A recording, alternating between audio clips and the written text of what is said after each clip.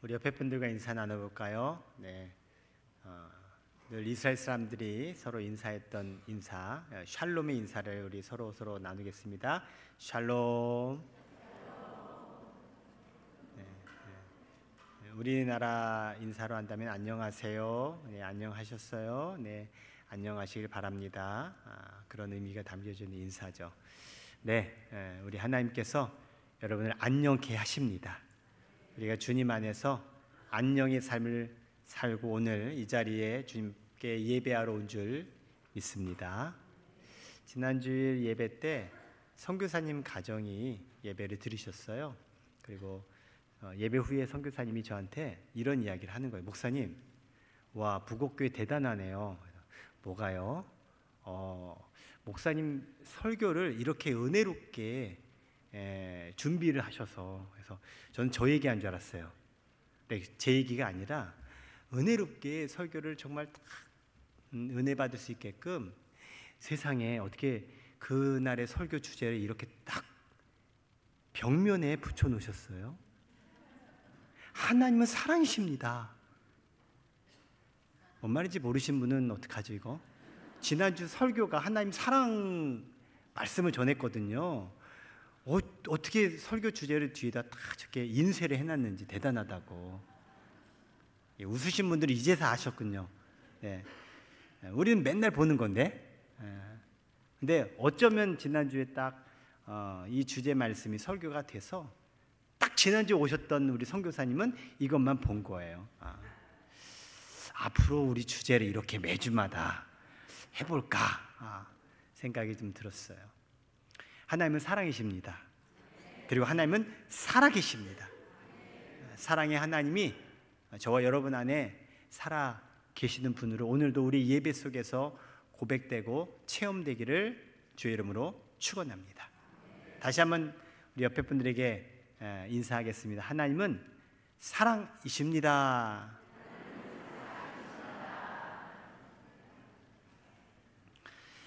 예일대학교의 심리학과 교수인 스타인보그 교수가 쓴 Successful Intelligence라는 책에 나온 한 이야기를 소개할게요. 똑똑이와 똘똘이가 있었어요. 누가 있었다고요? 네, 잘 기억하셔야 돼요. 헷갈리시면 안 돼요. 똑똑이와 똘똘이에요. 똑똑이는 이름처럼 학교에서 아주 늘 전교 1등을 했던 최우등의 똑똑한 아이였습니다. 반면에 똘똘이는 동네에서 소문난 개구장이요 말썽꾸러기였어요. 이 두 친구가 같이 산에 올라가게 됐는데 그만 호랑이를 만납니다. 똑똑이가 그 호랑이를 본 순간 딱 그의 똑똑함이 움직입니다. 머리로 계산을 해요. 호랑이가 지금 100m 앞에 있다. 저 호랑이가 시속 50km로 나에게 달려온다면 7.15초가 걸릴 거다. 그리고 나는 이제 호랑이에게 물려 죽는다. 딱 계산이 확 됐어요. 그리고서 이제 똘똘이를 봤더니 이 똘똘이는요 운동화끈을 메고 있는 거예요. 아이고 이 멍청한 거사. 호랑이가 7.15초 후면은 앞으로 탁 쳐가지고 우리 잡아먹는다니까. 그랬더니 이 똘똘이가 씩 웃으면서, 야, 난 너보다 빠르거든? 어차피 호랑이는 한 놈만 물어.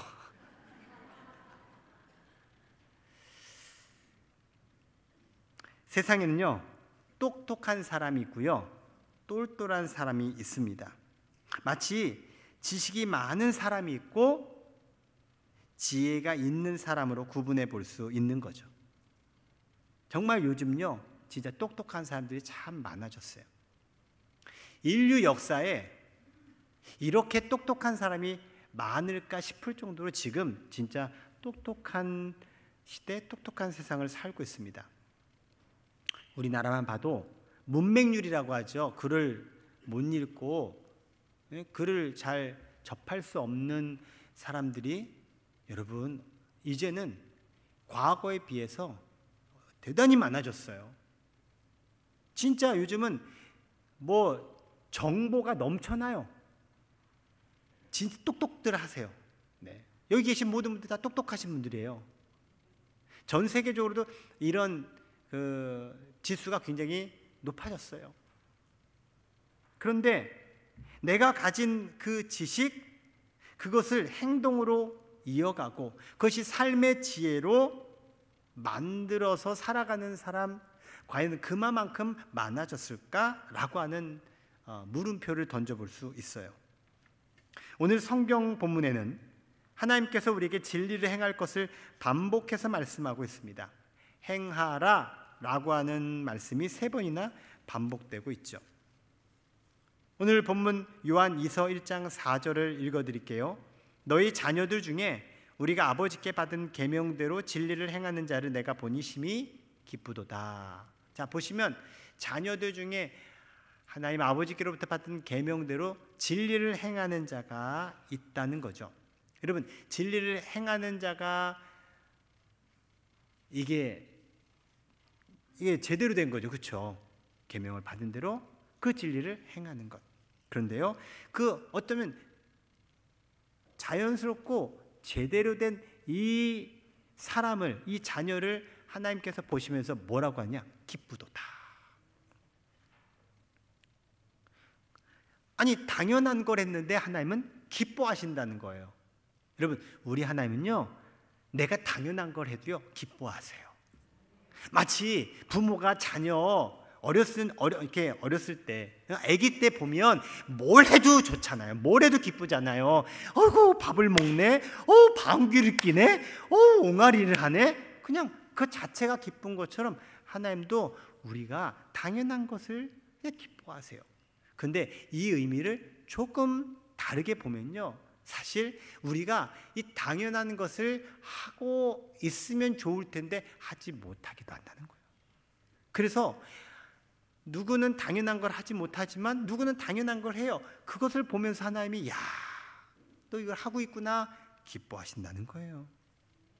하나님은 우리가 성경 내용을 많이 아는 것을 기뻐할까요? 알고 있는 것을 행하는 것을 기뻐할까요? 맞아요.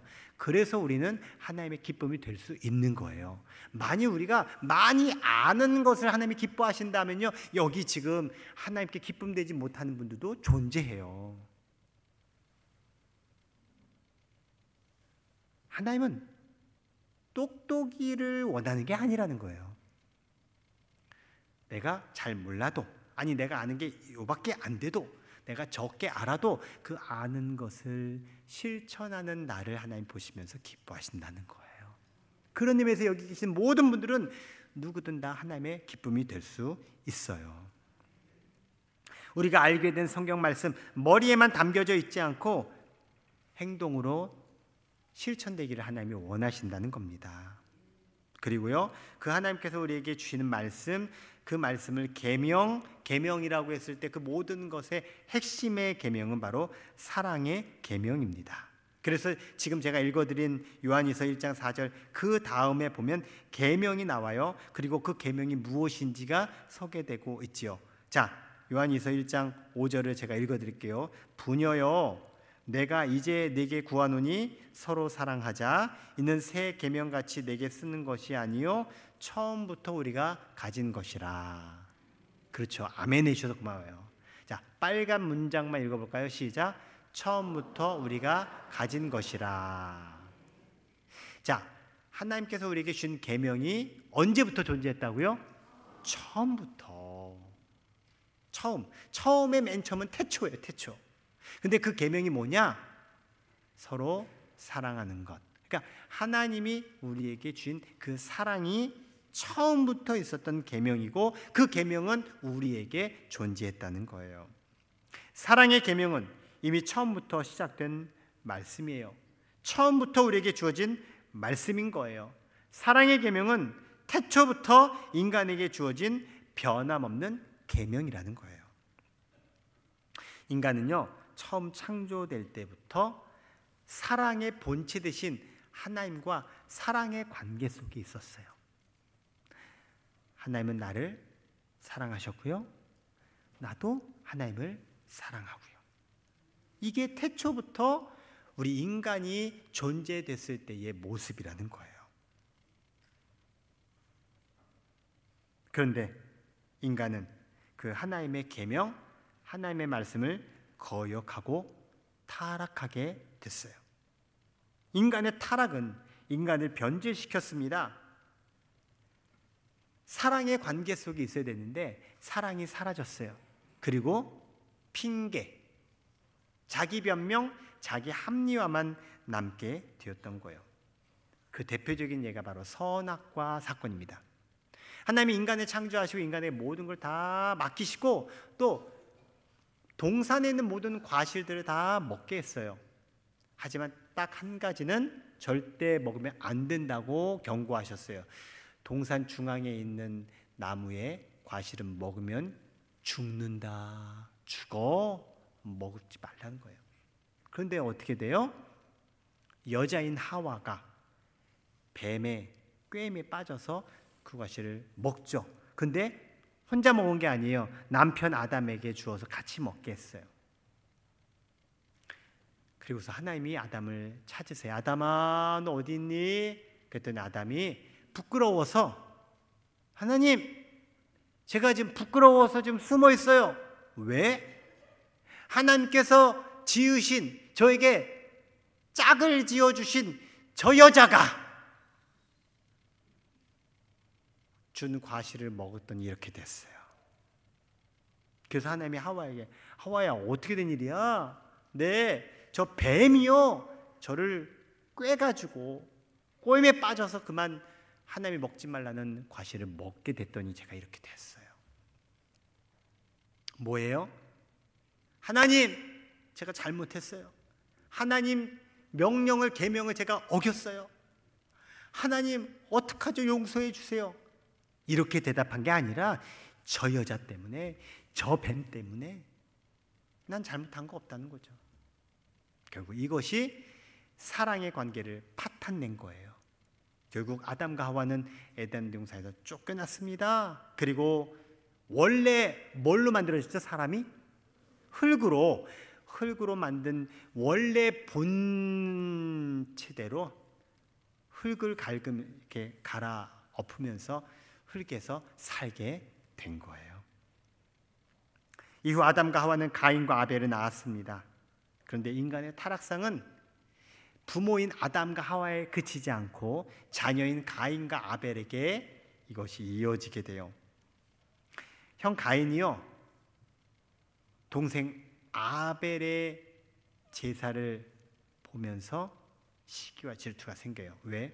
하나님께서 자신의 예물은 받지 않으시고 동생 아벨의 제물을 받으시면서, 그러니까 내 예배는 안 받고 동생의 예배를 받으신 것에 분노합니다. 결국 동생 아벨을 들판으로 불러서 죽여버려요. 죽여요. 여러분, 형제 관계가 복수의 관계, 원한의 관계, 살인의 관계인가요? 아니요. 사랑의 관계죠. 그런데 지금 인간에게 드러난 양태는 사랑이 사라지고 결국 뭐가 남아요? 이기적인 욕망과 폭력이 등장한 거예요. 그 이후 계속해서 성경은 바로 이러한 인간의 모습을 보여주고 있습니다. 하나님의 사랑으로 시작된 인간에게 사랑이 사라져 버리니까 결국 욕망, 폭력, 분노, 살인, 증오, 이런 것들만 남게 된 거예요. 이렇게 사라져버린 하나님 사랑, 이 사랑을 온전히 되살린 사건이 성경에 나옵니다. 그게 바로 예수님의 십자가 사랑입니다. 하나님은 예수님을 통해서 그 깨져버린 사랑을 회복시키시고 온전케 하신 거예요. 인간에 의해 사라져버린 하나님 사랑을 예수님을 통해 다시 살리셨습니다. 저와 여러분에게 이 하나님의 사랑이 있습니다. 다시 한번 기회를 드릴게요. 내 안에 하나님의 사랑이 있나? 저와 여러분 안에 이 하나님의 사랑이 있습니다. 왜냐하면 우리는 예수님을 구주로 영접했기 때문에 그래요.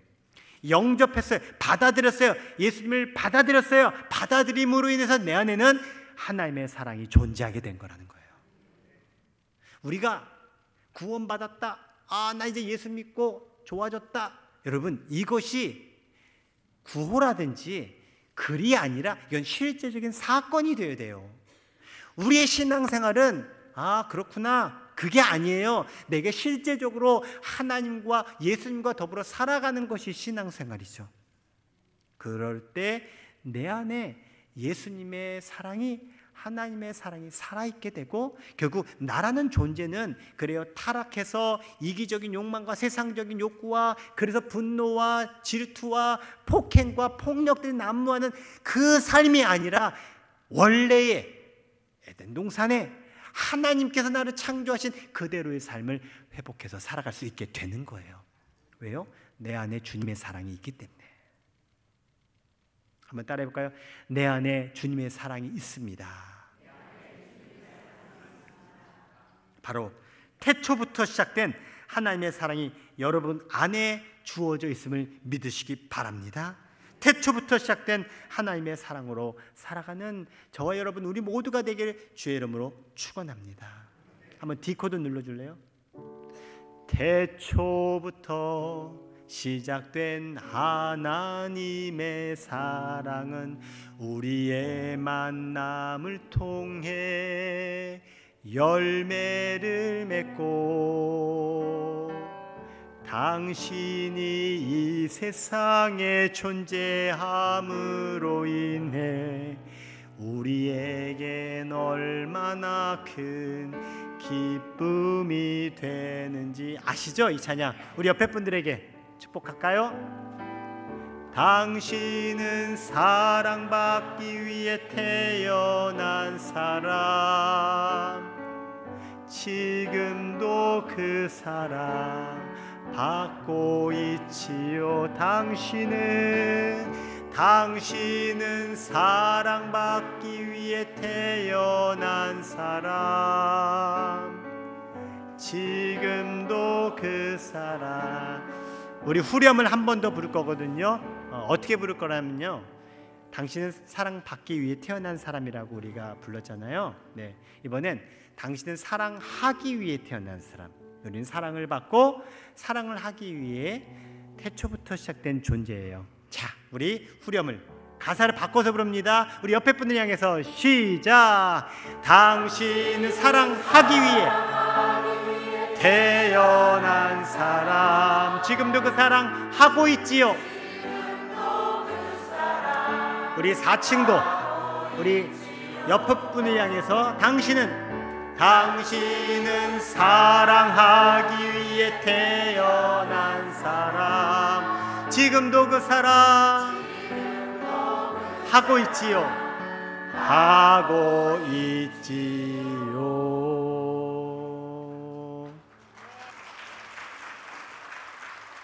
여러분 안에 있는 그 사랑으로 사랑하며 살아가십시다. 바로 그 부분을 오늘 성경 본문이 이어서 소개하고 있어요. 요한 2서 1장 6절. 우리가 할 일은 그 하나님의 사랑의 계명대로 살아가는 일이다 라고 말씀하는데, 함께 읽어볼게요. 시작.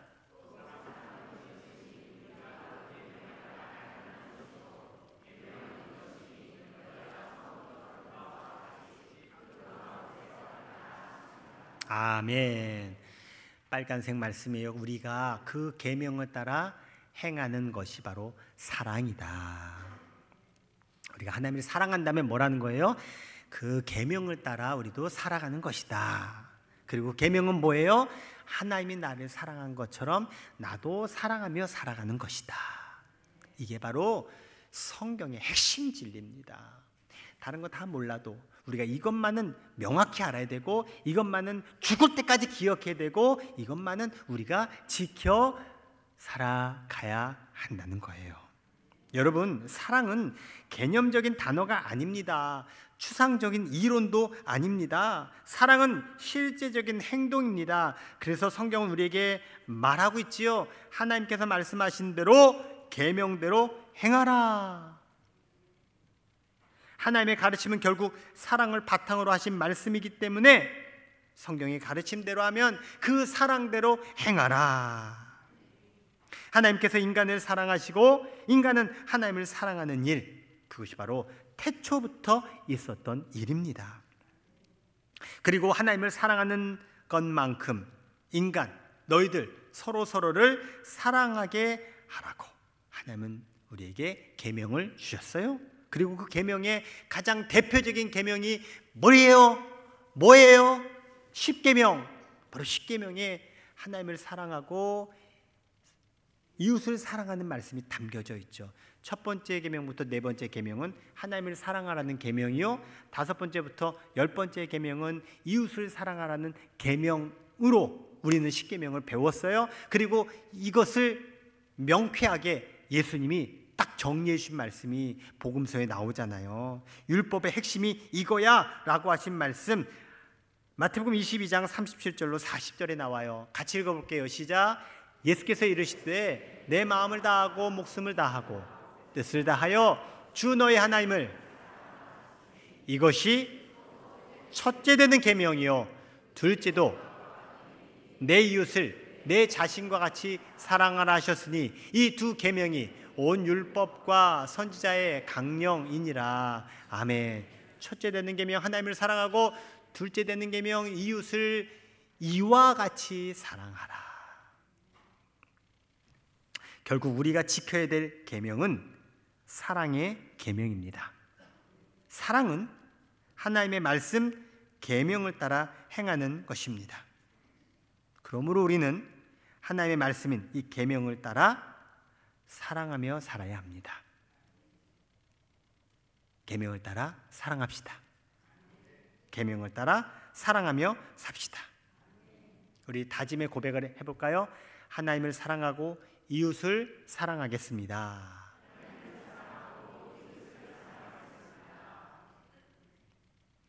오늘 본문 제가 요한 1서 말씀도 준비했어요. 자, 요한 1서 4장 11절을 여러분은 한글로, 저는 영어로, 반대로 해볼까요? 그러면 여러분, 여러분이 한글로, 저는 영어로 읽어볼게요. 시작.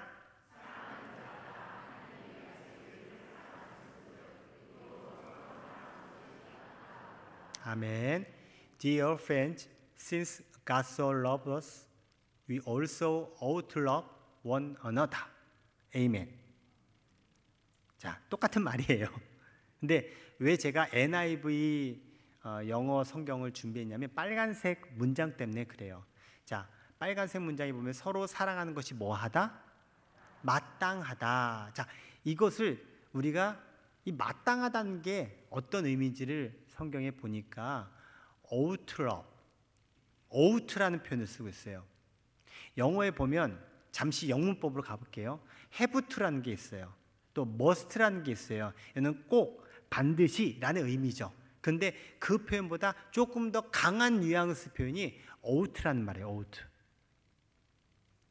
예를 들어서 이거 해 라고 표현했다면 더 강한 표현은 뭐예요? 이거 꼭 해야 돼. 더 강한 표현은 뭐예요? 이거 안 하면 안 된다. 이런 거예요. 이런 차이가, 우리나라 말에도 이런 표현의 뉘앙스 차이가 있잖아요. 그런 거예요. 그런 거. 우리가 서로 사랑하는 것이 꼭 해야 될 일이다. 진짜 해야 될 일이다. 진짜 해야 될 일이다. 이런 의미가 담겨져 있다는 거죠.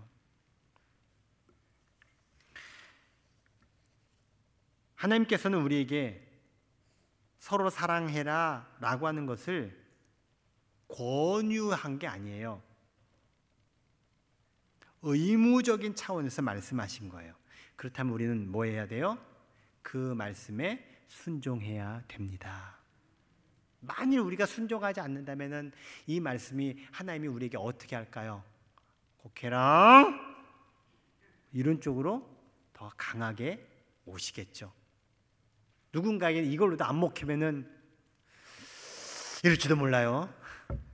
예, 꼭 반드시 우리가 서로 사랑하라는 말씀이에요.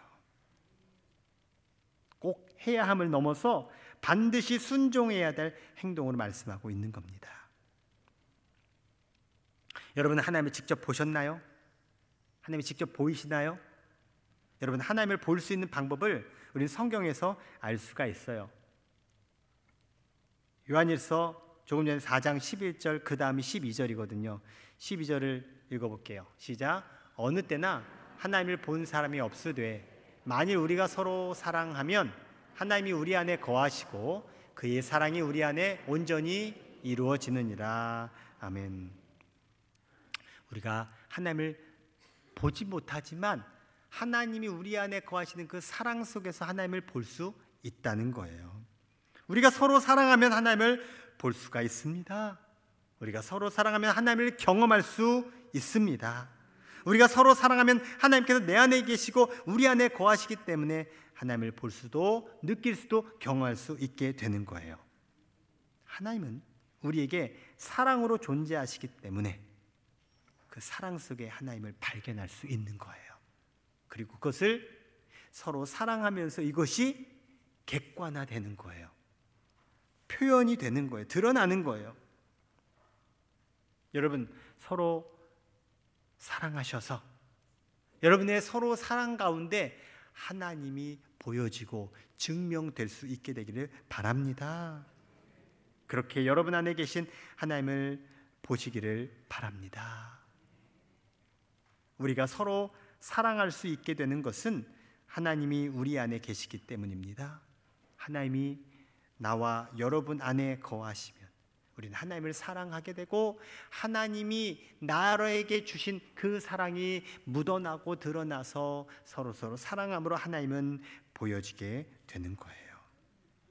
이것을 사도 요한이 본인 스스로가 증명했고 고백했어요.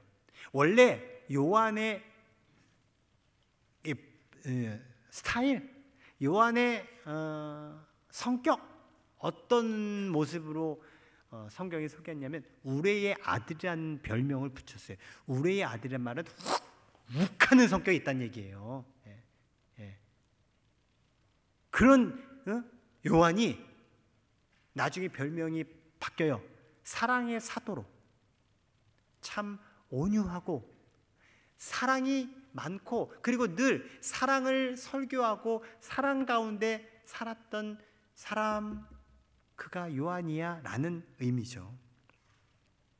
세상 욕망과 거친 성격으로 불같은 그 우레의 아들 요한이 사랑의 사도가 되었어요.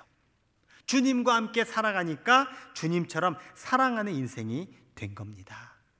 그래서 우리에게 주어진 중요한 메시지 하나를 살펴볼게요. 요한일서 4장 20절과 21절 말씀 읽어보겠습니다. 시작.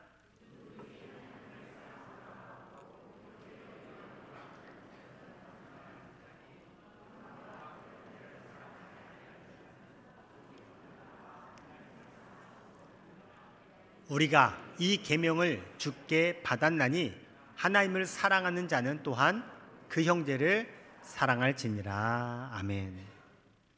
여러분, 우리가 하나님을 사랑하죠, 그렇죠? 그런데요, 하나님을 사랑하는 것을 뭘로 확인할 수 있느냐? 형제를 사랑하는 것으로 확인이 된다는 거예요. 왜냐하면 하나님은 보이지 않아요. 하지만 형제들은 눈에 보이죠. 보이는 형제들을 사랑하지 않으면서 하나님을 사랑할 수 있다고 말할 수 있느냐? 아니다라는 거예요. 그리고 그것은 아니다 정도가 아니라 거짓말이라는 거예요. 어떻게 보이는 형제를 사랑하지 않으면서 보이지 않는 하나님을 사랑한다고 말을 해? 그게 말이 맞다고 생각해? 라는 의미예요. 여러분, 우리는 거짓말하는 사람이 되어서는 안 돼요. 우리는 하나님을 사랑하는 자죠, 그렇죠? 그렇다면 그 하나님의 사랑이 우리에게 보여지고 증명될 수 있도록 살아가야 되는 거예요.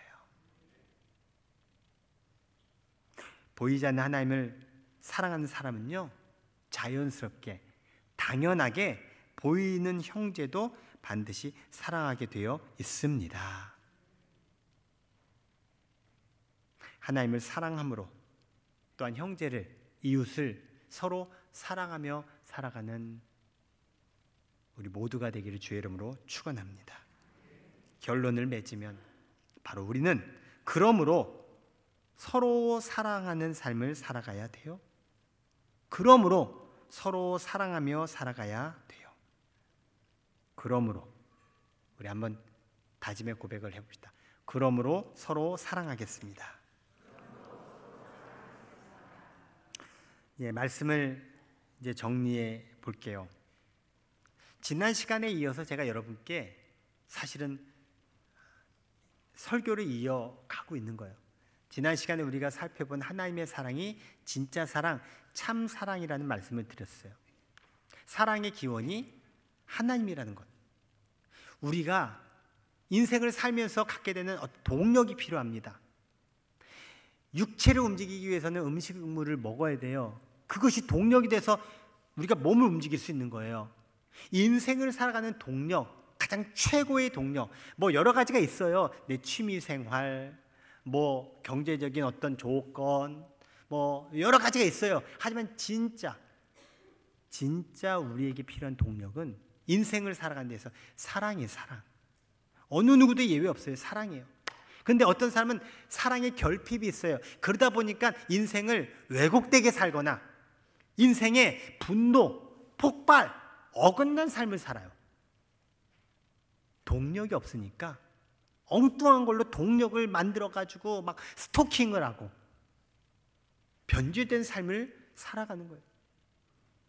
그래서 내 인생에는 이 사랑이 늘 이렇게 채워져야 돼요. 그런데 이게 어떨 때는 채워지고 어떨 때는 안 채워지고 어떨 때는 이것이 내가 원하는 계획대로 안 되고, 그래서 우리 인생이 삐그덕거리기도 하고 이리저리 우왕좌왕하기도 그러는 거예요. 여러분, 가장 확실한 사랑의 공급처 되신 하나님으로부터 여러분 인생의 동력을 체험받으시기 바랍니다. 이 참 사랑이 채워질 때 나는요 건강한 삶을 살고 나는요 진짜 제대로 된 삶을 살게 되는 거예요. 그게 바로 원래 인간을 창조하셨을 그 태초의 하나님의 내 인간의 모습처럼 사랑을 받고 사랑을 주고 사랑을 받고 사랑을 주고 그 삶을 살아가게 되는 거예요. 하나님이 나를 사랑하신 것으로 이제 나도 이웃을, 형제를 서로 사랑하며 살 수 있게 됩니다. 세상은 갈수록 지독한 개인주의로 변해가고 있습니다. 말세의 특징이 뭔지 아세요? 자기를 사랑하는 거예요. 자기만 사랑하는 거예요. 하나님 사랑의 특징은 나를 희생하고 남을 위해 이타적인 사랑을 살아가는 것이 하나님 사랑의 특징입니다. 그러므로 우리는 가인처럼 내가 내 아우를 지키는 자입니까? 내가 내 형제를 지키는 자입니까? 라고 항변하고 불평할 것이 아니라 제가 제 형제를 지키겠습니다. 이웃을 향해 관심을 가지며 내게 있는 이 하나님 사랑으로 나만이 아니라 우리 모두가 함께 더불어 행복해지는 삶을 살아가는 것, 그것이 오늘 하나님께서 우리에게 계명으로 주신 말씀입니다. 여러분, 우리는 똑똑이가 되면 안 됩니다. 똘똘이가 되어야지. 머리에 사랑을 가지고 있으면 안 됩니다. 실천적인 사랑을 우리는 살아가야 합니다. 머리의 사랑이 아니라 가슴의 사랑으로 여러분 살아가시기를 축복합니다. 우리는 사랑의 지혜를 가지고 살아가야 합니다. 사랑의 실천가가 되어야 합니다. 사랑의 똘똘이가 됩시다. 머리가 아닌 가슴의 사랑으로 살아가십시다. 그 하나님의 사랑을 서로 사랑함으로 증명해 보이는 사랑의 실천으로 진짜 인생을 살아가는 저와 여러분 우리 모두가 되기를 주의 이름으로 축원합니다.